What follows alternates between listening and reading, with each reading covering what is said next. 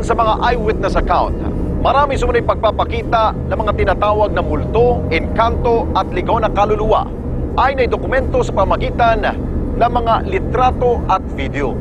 Muli po naming nilikom ang ilan sa mga video at larawang nababalot daw ng kababalaghan upang siyasatin kung totoo nga ba, peke o kaya'y katang-isip lamang ang mga ito.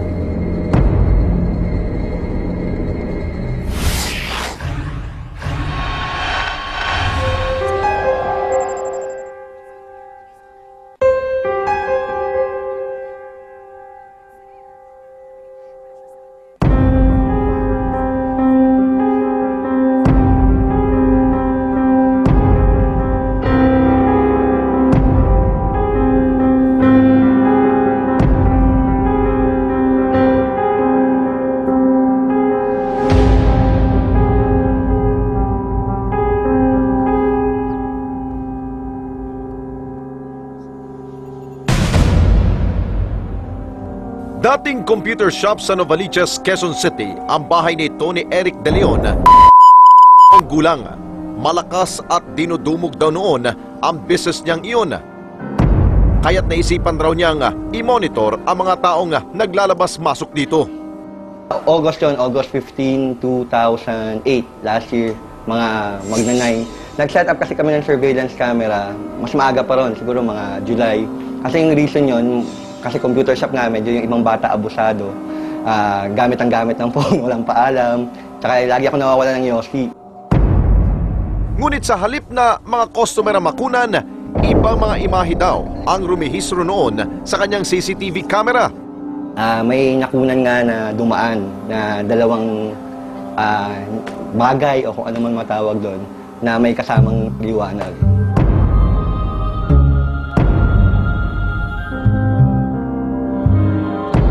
Nang ipakita na niya sa amin ang video, napansin namin ang tila ba dalawang bola ng liwanag na lumampas sa lente ng kamera. Sa isang persyon ng video na personal niyang inedit, ipinakita sa amin ni Eric ang iba pang mga imahe na lumabas sa CCTV video. Yung sa kasunod ng ilaw, para talagang may parang plasma na tao o kung ano mang ano yun na kasunod ng ilaw. Dahil nahihiwagaan nga si Eric, ay pinakita raw niya sa kanyang mga kaibigan ang mga imaheng na-capture ng kanyang CCTV camera.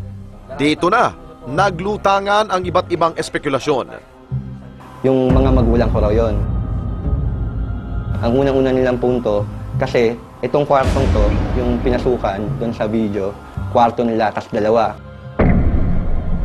Hindi man itinanggi ni Eric na inedit nga niya ang bersyon ng video na ipinost niya sa YouTube na nais niyang ipapanood sa iba. Lumabas sa video, hindi ko kaya yung gano'n na... Kaya ko magpatong ng title, XXX, yung lalabas yung gano'n na title. Pero yung moving object, parang hindi ko talaga kayang gumawa parang gano'n. Hindi ako professional na... Tsaka wala kaming equipment. Pag tinignan mo maigi, it seems na parang may silhouette na hawak-hawak yung bolang apoy na parang ginagamit niya na flashlight, parang to lead somewhere. Parang wina-warning niya na merong maaring mangyari or may nangyayaring kalokohan. Samantalang ang video namang ito, nakuha sa isang computer shop. Mukha kasi siya naglalakad lang eh. Tapos hingi out. Sabihin, para may matira lang ibang detalye. Pwedeng dalawa eh. Pwedeng dalawang vlog. Kasi siya may-ari, di ba? Pwede siya mag-shoot ng ano eh, walang tao. Kung nasan yung camera, pwedeng nandun yung source of light niya. Kapag may nakahawak, kunwari, flashlight or something. Kasi nag-i-interact siya sa surroundings, so hindi siya floating. Kung ganyan na. Isa sa pinaka-simple yung kapag pwede gawin is maglagay ng ilaw, papatong lang sa ibabaw. Tapos pagagalawin yung ilaw. So, parehas siya. Isang tao lang. Inulit. Tingnan mo ha. Pagdaan nito, meron din siya reflection. Same na same din siya. Git pa ng video expert, tanging ang mga source o pinanggagalingan daw ng mga video ang nakakaalam ng pagiging original nito o hindi. Bagay na sinang-ayunan naman ng photo expert. Anya, higit raw na mas madaling manipulahin ang litrato kumpara sa video. Marami naman pwedeng gamitin na programs to actually yung ginagawa nila sa mga Friendster nila, di ba? Sa mga Facebook nila. At upang matukoy daw kung original ang mga ito o hindi, Pagka may lumutang dyan na iba ang kulay, medyo mapula, medyo alanganin yung size ng mukha, definitely, in-insert yan. sa mga naglalabas ng video at litrato na kinakitaan ng mga hininalang kababalaghan, hindi man magtugma ang ating mga paniniwala sa parehong aspeto ng paranormal at teknikal.